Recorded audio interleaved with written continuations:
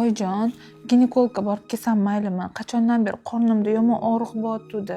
Voy namcha doktorga borishni yaxshi ko'rasiz, peshim bo'lyapti.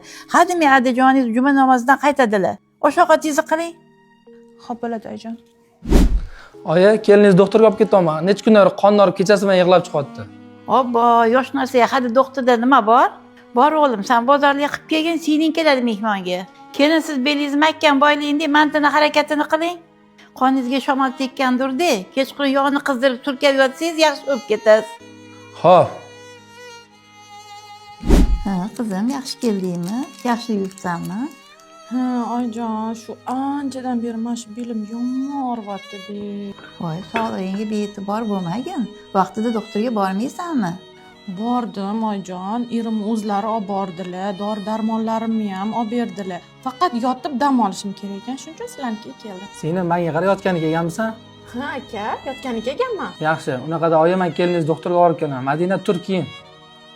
Xo'p bo'ladi. Natijalar shuni ko'rsatyaptiki, sizda endometrioidning kisti aniqlandi. Juda ham katta kistingiz razmeri. Agar vaqtida kelganingizda operatsiyasiz davolardik. Hozir iloji yo'q, operatsiya qilish kerak. Kistingiz razmeri juda katta. Operatsiya og'rimaydimi, doktor? Operatsiya eng zamonaviy usulda, laparoskopik usulda qilinadi. Og'riqlarni umuman sezmaysiz. Operatsiyani ertasiga o'zi turib yurib ketasiz. Bundan keyin sog'lig'ingizga bee'tibor bo'lmang. Har doim doktorga ko'rinib yuring. Ha, kelin qani? Vaqtida doktorga olib bormagan uchun kasallik zo'rayib ketdi. Больницаga yotqizib kelyapman.